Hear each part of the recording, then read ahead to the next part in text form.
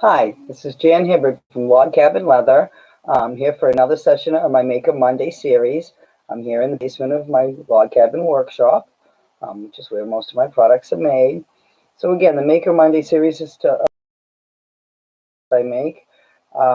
This month is all about home decor. So this week I'm going to be talking about notepad, Padfolio covers.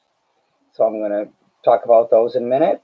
I'm also going to show you photos of some of the older notepads and things that I've made over the years.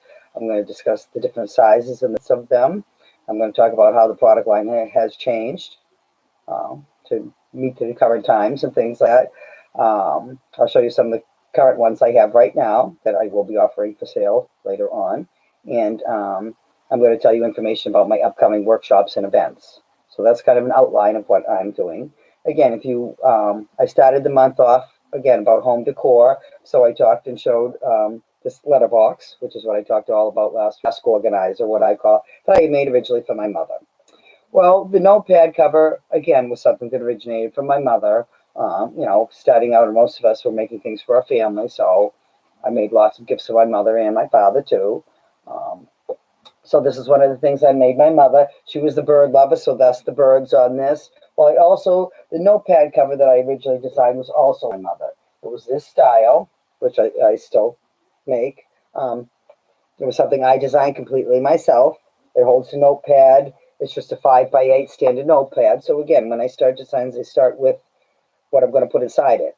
I'm trying to make practical things, functional things. So my mother always had a notepad by the phone. Because, you had corded phones back then, so when the phone rang, you sat by it, and if you needed to take notes or things like that, you write it down. She also had a grocery list, so I started making things for grocery lists. But in any event, this is a slide-in pad. It has a slot here that the pad just slides into, so they are completely refillable. So any 5x8 top-bound pad, even like a spiral-bound pad would fit in this. Has the pen inside. That was something I designed, and so forth. I might have looked at pictures online, but again, most of my patterns are things I created myself, and so it was really designed around what I was going to put in it. The original one I made my mother, and I do have it somewhere around here, I know I do, is this blue color again, which is a leather. I dyed that color, which was not really a leather that was meant to be dyed, but that was when I was starting. And I'm sure it had a picture of a loon or something on it, this type of bird, because that was our favorite. It said either had a loon or a card. I think it had a loon on it. Again, I do have it around here somewhere. So that was the original notepad, and it was designed for my mother. And like I said, because back then you wrote notes and you sat by the phone and you took messages and things like that. So it was there handy when she needed it. Obviously, that has changed over the years. I'm going to show you some pictures now. I started making these years ago. This is my original catalog. This was made in 1978.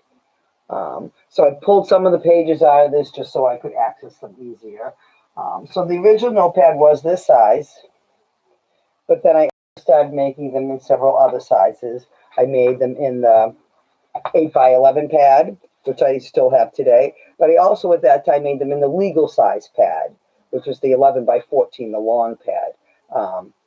A lot of lawyers, again, it was a legal pad. A lot of lawyers and things use that size pad, but even now they don't use that so much anymore, and so forth. So I made them in 3 different sizes. I have some pictures here, and again, these are old photographs, and I'm not sure how well they'll show up, but I'm going to try to hold them close to the camera and maybe see if you can see. So I have a bluebird, I have some loons, I have some stamp designs. Those maple leaves, some more loons. Again, I made them in hundreds of different designs. Let me see, there was one that showed all the sizes. I make them in plain ones, and so here up at the top, we're showing the 3 different sizes, the 5x8, the 8x11, the 11x14. Still showing the inside, fairly similar. I know I had a picture here. I thought maybe it's in this next set that shows the larger one. So again, hundreds of different designs, all different animals, because people would ask me, well, what about one with the deer? What about one with the moose? What about one with, whatever. So I started making them with all different pictures. Again, this is still not a website that's even up anymore, but these are pictures of. So here again, showing the sizes, the 11 by 14, the 8 by 11, the 5 by 8, and then even a little mini, the little mini notebook size. So again, making them basically to fit the size of the notebooks. I have this beautiful one here with the bear. I have something similar now. But again, all my pictures are one of a kind. Nothing is exactly the same. I do have something now that has a bear with the fish in its mouth and the eagle. But again, it's slightly different. Well, again, I have this one, which this is kind of a funny story. I have this one which has, and again, I'm sure you can't see it. This one has a bear with a fish in his mouth and the eagle is sitting in the tree. And this one has the bear, the fish in its mouth. And I think I had another one at some point. The fish was jumping or something, and the bear was on the side, or I guess the boy, I don't know. There was a fish, and the boy saw this one. He said, I wonder who gets the fish. And then he noticed I had this notebook, and it showed the bear with the fish in its mouth. And he said, oh, now I know who got the fish. But see, there were two different pictures composed using some, similar pictures and patterns that I have, which again is something I talk more about in my Workshop Wednesday series. But they're all designed, one of a kind. This was one, again, for the 11 by 14 was a Lady Justice that I had done specifically for somebody, a lawyer. So I made them in all the different sizes. But of course now, notepads and things are not anywhere near as popular as they used to be. A lot of people just, take notes and use their phones and things like that, which I'm not saying is a bad thing because, again, not using all the paper. I'm not saying that's a bad thing. But then again, old school people like me, to remember things, I need to write them down. If I write a grocery list down, even if I don't take it to the store, chances are I'm going to remember what's on the list because I've written it down. If I just try to, I need to get this, and I don't write it down and I just keep it in my head, I'm going to forget it. But for some reason, the reading, writing, listening works for me. So we're all different. So I still do make the notepads. I'm now going to show you some of the ones that I make now. Although, again, this product line is something that I'm not producing much anymore or by request only, just because they're not as popular as they used to be, and to stock them and, the time to make them, they are all one of a kind. So right now, this is all that standard 5 by 8 size I'm going to show you. They're all the same inside. They have a cover like this. The notepad, the pen is attached inside, and the front pocket. This is the pocket underneath. You can also put stuff under the notepad. I think these will fit things like a Kindle inside of them. But they're very practical to keep, handy to keep nearby, to take notes, write things down. They're not a bad size to take to a meeting or anything. It's easy to carry with you. And it's going to keep the paper safer and from getting wrinkled and ripped and things like that. So I think they're a little bit nicer. But let me show you around some of the ones I have now. I've gone through different series. It goes a lot of things having to do with the animals I see here in New Hampshire. But also, I was a teacher, so I made some that match other themes like rainforest. And I called it, I can get my can. So again, I have my koala and my kangaroo, of course. People buy those. Maybe I'll make a donation to for the fires and things that happened out there. That was not too long ago. I'm sure lots of these animals, again, going to be near extinction with everything that happened. So that's kind of sad. And animals are important to me, which is why I enjoy carving them. So then we have Loon. The Loon in the back feeding, and then the mother and the baby in the front there. Again, these are all hand painted, one of a kind. Every scene is different. I'll use that same koala and baby again, but it's going to be in a different composition in the picture. The tree's going to be different. The baby, they're different. So there's a cardinal pair. Sometimes I just do the male cardinal by himself. I don't usually do the female cardinal by yourself. I have wolves. I have moose.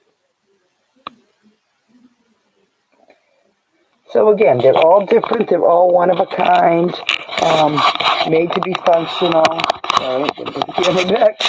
Made to be functional, very durable, things like that. So that's kind of how those started. Later this week in my Workshop Wednesday series, which will be at 11 o'clock here on my YouTube channel, which my YouTube channel is Log Cabin Leather by Jan. I'll be talking more about in depth of how I design these and things like that. So the workshop Wednesday is more in the workshop talking about the products and how they are actually created. Spotlight Saturday, I'll be offering things on sale. Although this collection is not what I'm highlighting this week, it's going to be part of my Paradise collection, which is a new collection of leather jewelry that came out this month, came out in February. So I'm highlighting some of those things. So I'll be talking about those this week, and maybe I will throw in a few of these for sale. So that's Spotlight Saturday. Again, Workshop Wednesday, 11 o'clock. Here on my YouTube channel, Log Cabin Leather by Jan. Spotlight Saturday, March 14th, next Saturday at 11 a.m. here on my YouTube channel. The other things I have going on is the Made in New Hampshire Expo is coming up. That's at the Dollar Tree in Manchester, New Hampshire, right on the main drag there, right off the highway. It's not even half a mile off the highway, off the 293. But it's a Made in New Hampshire Expo. It debuts products from all over New Hampshire, all made in New Hampshire. So you have all different food products, but handmade products. I have custom fit belts that you can buy there. You can see any of these products. I take custom orders and things like that. So if it's anything specific, I will be there. But the hours of that show, it runs Friday through Sunday. Friday, it runs from 1 p.m. to 8 p.m. Saturday, it's from 10 a.m. to 7:30 p.m. And from Sunday, it's from 10 to 4. There is a paid admission to get in. There is a parking garage there, so parking is not difficult. You can park in the garage and things like that. So that makes it easy, being that it's in downtown Manchester. You don't have to worry about finding a place to park. So that makes that nice. That's about all I have to tell you about today. Again, coming up is the Workshop Wednesday at 11 o'clock on March 11th, and then the Spotlight Saturday on March 14th. Again, this series will run again next Monday, although I haven't decided the time yet. Thank you very much for joining me. This is Jan Hibbard from Log Cabin Leather, and this is my Maker Monday series. Thanks for joining me. Enjoy the rest of your day. Thank you very much. Bye for now.